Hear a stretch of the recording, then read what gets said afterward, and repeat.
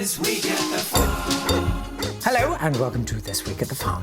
I'm Molly Elwood. I am a small family farm owner. I have 10 cows, 13 chickens, 708 dogs that we farm for me, and a gerbil named Percy. Don't want to know. I'm Jake Yep. I'm a veterinarian and smallholder, and this is the podcast that tells you all about our life as farmers. What are we talking about this week? Dog balloons. I'm excited about this. Very exciting new innovation. Also, fantastic news on subsidies for you, I believe. And anemic vegans take note. Landon could not be more opposite to you.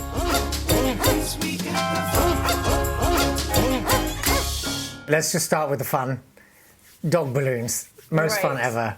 ever. You and I have found a way, and because I think we'll probably have to patent it. We can't really go into the hows, but we found a way to mechanically extract the meat from dogs, leaving the skins almost completely intact. It's so weird, and I can't believe you came up with it, but it makes sense. Yeah. So the eyes shut, it becomes one thing. Yeah. So the lips shut and the eyes shut, and the nose, of course. And you have this pretty much airtight. I mean, you can work out how and where we inflate it. We sort of tested because we found this mechanical recovery means it works extremely well. And just out of curiosity, you had an air compressor. So we thought, well, let's see how airtight it is. And suddenly we have these beautiful balloons. Right. It's interesting because it is like, we wonder how waterproof skin is. It's so waterproof, which means it's also airproof. Exactly. And you can do that little, the squeaky. You can make the squeak. noise and yeah. With the, Yeah, you know, it looks right, it feels right. There are so many exciting things that we could do with this. Obviously, we know that, I think it was pigs' bladders used to be used as balls and all the rest of it. We are now looking at dog pipes instead of bagpipes. amazing. And Landon is so looking forward to this. He's been wanting to learn the bagpipes for so long. of course. But it costs so much to buy them, and we're going to do that with we're going to use the bones for the hollow tubes. Right. And we carve them out. And nose to tail. There's something beautiful about that. For me, what we need to do is get our hands on some helium, because I want to see just how light they go, because the skin is incredibly stretchy. So, I mean, it doesn't exactly look like the original dog, right? No, I mean, it's no. very rotund. The Pomeranian one is my favorite. It's so gorgeous. round. Yeah. It's just a perfect. cloud. Yeah. It's going to be great for the fair this year. Yeah, and so what I want to find out is, can you make balloon animals out of animal balloons? It's going to be so fun. The wiener dog is Yeah. just the long one that we've been breeding for the sausage. Yeah, exactly. It's just going to be perfect. You would never guess that the tail inflates too. Right. Like a little handle. And we should talk about Donnie, your nephew, who we talked about in the last podcast. He loves them. He loves them. Oh my God. Even just inflating them and just putting them around the living room for him to play with. Yeah. And he chases them and Yeah. with his deep voice. We just balloons, mommy. Yeah. Loves them. Incredible. Oh my God. 2.5 years old, huge pubic precocity due to the high number of hormones in the meat he's consuming, running around. He's going to be Mommy balloon. He's going to be an amazing. You would call it football. We call it soccer. He's Yeah. going to just be so good at Yeah. it. His calves are so defined right now that he could just Yeah. kick. He popped that first Pomeranian, just one boot to it. And Yeah, I saw the video of that. it's gross.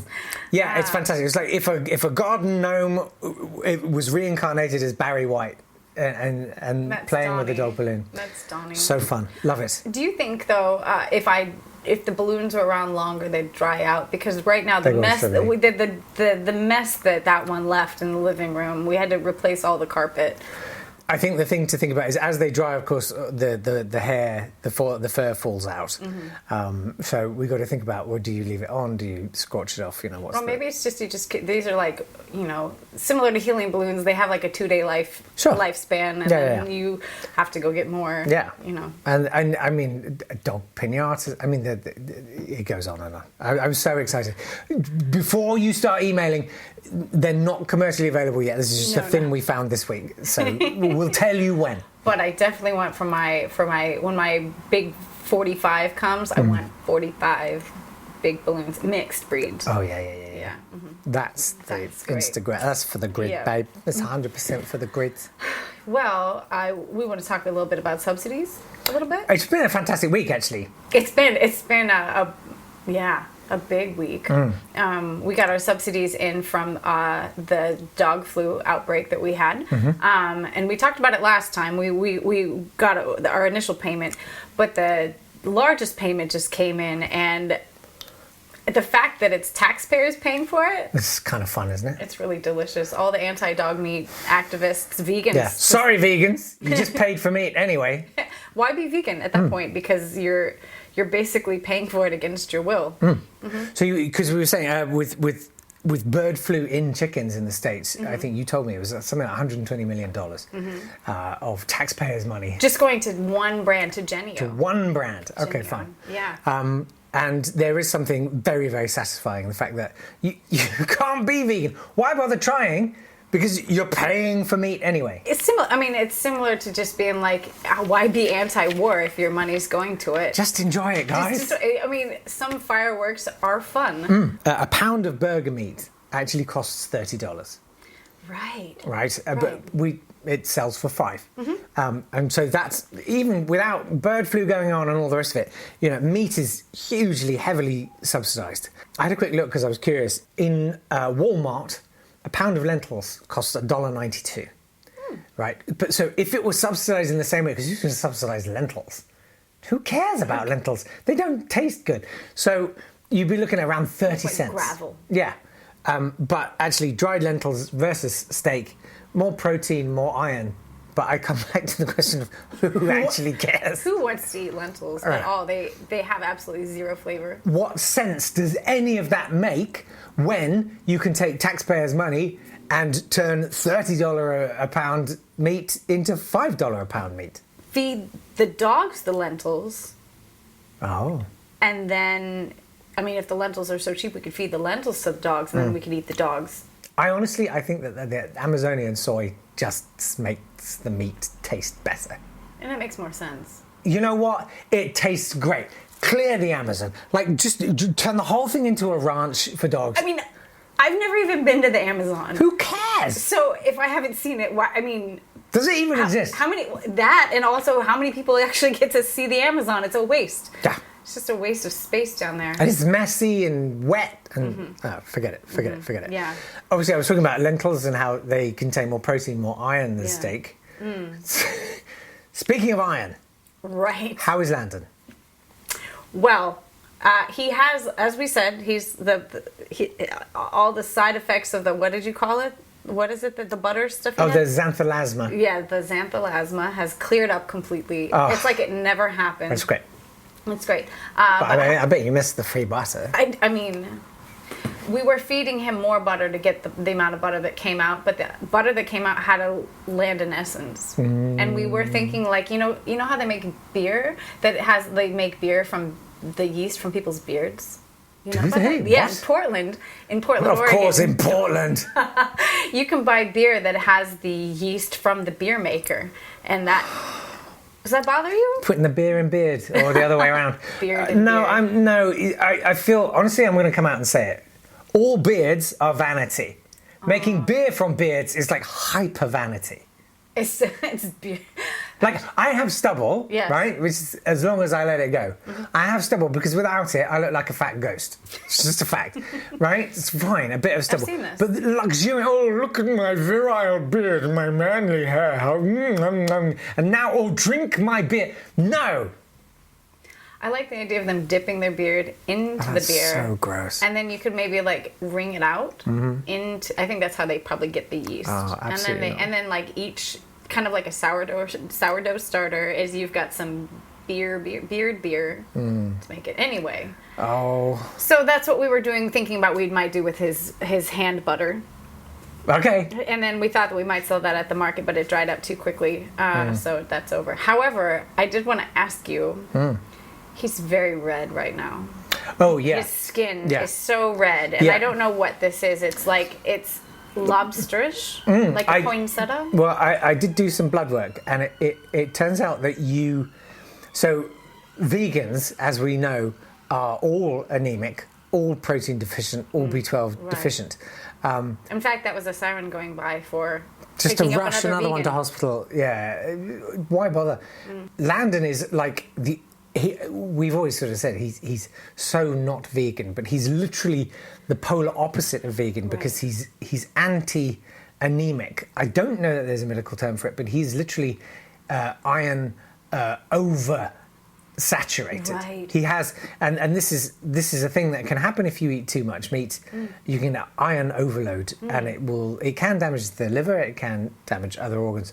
But I mean, what I like is he just looks apoplectic all the time. He looks so mad. Yeah, and then he smiles. He's like, "Hey, how are you?" You know. It looks I like like- he's been on a beach in Cabo for a very long time. And I actually think it's also increased by the fact that a lot of it is Irish setters, what he's eating. Okay, yeah, that And makes it's sense. just like, the meat probably absorbs the, what is the hair follicle coloring? The melatonin. The melanin or whatever. Yeah, Not one of them. Yeah, one of the mellow words. Yeah, And he does not look mellow. the mellotron. Mellotron, yeah, so. No, it's good. He's got a real sort of Costa del Sol look going on. Yeah, no, it's good. And it goes well with the sunglasses he does wear on his forehead all the time. Like, it's just... I was not, when I said that in the last episode, I was not referencing Landon. I wasn't. Today's episode of TWAT Farm is brought to you in association with our very good friends at Nemaglux Worming Solutions. If you have restless or lethargic livestock, you may have a worm infestation. It's all too common and can lead to underweight animals, which will hit you where it hurts most, in your wallet. Nemaglux is the industry leader in bovine, canine, and porcine worming solutions.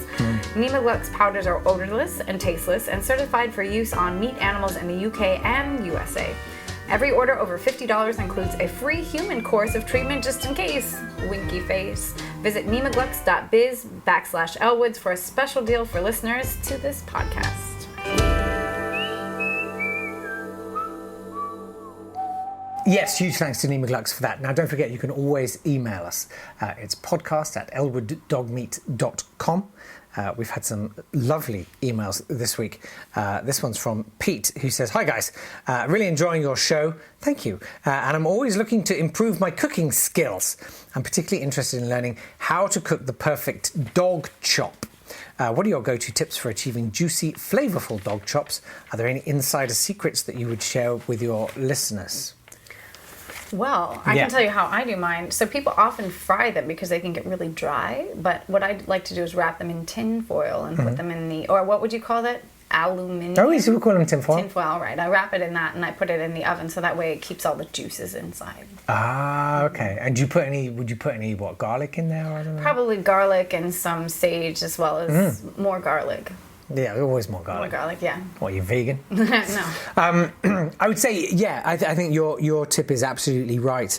I do like chops, but you have to remember that they're usually taken from the spine, so they've got a piece of the animal's vertebrae in there. That's kind of what you're eating, and so Landon always asks for that little chunk. it's a bit of someone's back. And when you think of like how much strength you have to have in your back, it's a very lean muscle, and that can lead to dryness because there's less fat in it. So yeah, I'm with you. I will say Gordon Ramsay, he pan-sears his chops, He does. but then he has gone a bit weird and vegan. You've got to ask yourself, is it because he wasn't cooking his chops right? Is that what drove him to it? Well, I saw him recently representing a vegan butter. Yeah. He knows, I know. he just... What the hell happened? He knows what side his bread's buttered on. Is that the phrase here? Yeah, and but it it's might not be- butter, so don't call it butter. No, he knows what side it's planted. Yeah. Something. Weirdo. Well, we have some more of your death threats that we'd like to share. Nice. So Steve in Carshalton. Carshalton, I think that is. Carshalton. No, but don't worry, no one in Britain knows where that is. Steve in Carshalton. You're like, I will say, Steve, thank you for writing in. And where the hell is Carshalton? It's one of those things you hear on the radio or on TV. Like, no one knows where it is. Carshalton. Stephen Carshalton says, I would like to turn you into them little pots of sandwich paste. Oh, yeah. Like the sardine and tomato ones you used to get. I reckon you'd fill around 350 jars. Do you know that stuff? No. Okay, so that's, they were called, was it No, they weren't called sandwich fritters. They were called paste. I mean, it was literally sardine and tomato paste. And there's these tiny little jars about the size of 2 film canisters. You remember, like, old Yes. photographic Yes. film? Like 2 of those stacked one on top of the other. Tiny little jars. There'd be sardine and tomato. I can't remember the other flavours. It was probably like chicken and sweet corn or something. He wants us Quite an intense flavour. He wants us put into those. It would take a long time. 350 of them. I think he'd enjoy it. I think, you know what, he needs to come out and help us make our little tiny sausages when we make them with the chihuahuas. baby The ones, little ones, the little, like Vienna sausages. Yeah, I don't know. Yeah, we put them in also cans of tomato paste. And we Yes. can them and sell them. Sounds good. Delicious. Dylan in Vancouver has a death threat for us. He says, I would feed you to the dogs and then I'd wait until they shit and then I would shoot the shit and then I would scrape it up and hang it and then I would take it to Chernobyl. Thank you. Top marks for thoroughness there. All right. Would it be still nuclear active at Chernobyl? I think some of it. If you went deep enough, I think there'd be some dividend there. I think that there could be also some money in selling some like nuclear. The dog meat. Yes. Glowy dog meat. Yeah, putting the Pluto in plutonium. Excellent. Do you want to do the one from Rachel? Rachel Lees just says dog AIDS. Cheers, Rachel. Appreciate that. Very nice indeed. Please keep your death threats coming. By the way, our dogs do not have AIDS. No. I mean, we have helpers, but no AIDS. Podcast at elwooddogmeat.com Right. for your death threats and recipe requests. I have a real voicemail left by somebody who's calling the farm, and unlike what we just read out, this one is unsolicited and real, so let me pull this one up. Okay. Oh gosh, here we go. You haven't heard this one yet, have you? No, I haven't. I'm always Okay, excited. here we go. It's always nice. A little thrill of, because this is a slightly new world to me. Okay, here we go. You guys are sick in the head. You raise dogs to kill, to eat, and take their puppies away, to not drink the milk. You're some kind of sick cult. There's a big difference between a cow and a dog. What? A dog sits on your lap. A dog is loyal. A dog plays ball. A cow doesn't. I hope karma comes your way sick. Karma comes our way sick. Sick. That Did was- she mean that like sick? Sick. I think she did. And actually, that was not the one I meant to show you. Okay, I enjoyed it because Tell I me more will about say this. empirically, I have seen cows and calves do all of the things she describes: playing with balls, sitting on laps, coming when you call. Like, actually, there's no intrinsic difference at all. So, if it's a cult, it's a pretty much global cult. It is. You got to ask yourself, what's her name? Rachel. Rachel. Yeah, is it you or is it everybody else? All right, here's the one I meant to show you. Okay, cool. Here we go. Hey, you guys are pieces of shit. I'm gonna find you guys. And when I find you guys, I'm gonna try my hardest to shut you guys down. Don't you understand that f***ing dogs should not be eaten? They're domesticated pets. I get cow, I get chicken. Why the f*** are you doing this to dogs? You guys are pieces of shit. Nobody likes you. I bet all of you guys are single and live a horrible life. So when I go to your f***ing business, be ready. Stupid, dumb f***ing bitch. Wow. I love that. What a child. It's so sweet. It's such a childish thing to make these sort of arbitrary distinctions about, oh, these animals are better than these ones and blah, blah, blah. It's very sweet, but it's unbelievably naive. It is. I mean, when we get down to the biology of things, I don't know where you actually get to the line of where a cow is not a dog. Like, Yeah. neither of them feel pain. No. Neither of them can understand relationships or have a relationship with a human. No. And they're not capable of sort of thinking in the same way as humans. And if you're going to anthropomorphize like that, then that's on you. That's not on us. Also, he must not be listening to the podcast because he doesn't know about Landon. Right. And that Exactly. we're delightful people. Yeah. And fun at parties. a lot of fun at parties. Right. Do invite us. We're up Please for do. it. Yeah, that's all we have time for today. It's kind of everything that we scraped together. Yeah. So I think that's it. We'll see you next time. Yeah. Also, don't forget, if you do want more, why don't you head over to patreon.com/ElwoodFarms, where if you join us and support us, you get all sorts of fun bonus stuff, t-shirts, stickers, and extra stuff, voice notes from the farm, which I will say are quite a lot of fun. But yes, in the meantime, that is it. Don't forget to email us. It's podcast@elwooddogmeat.com. We also, again, your death threats, if you would like to send us one, Please leave it on social, or you can call us, and the phone number is at the bottom of our website, elwooddogmeat.com. And if you're listening to this, you could actually watch the episode on YouTube too, so check that out too. All right. That's it. Take care. Bye. Bye. Once we get the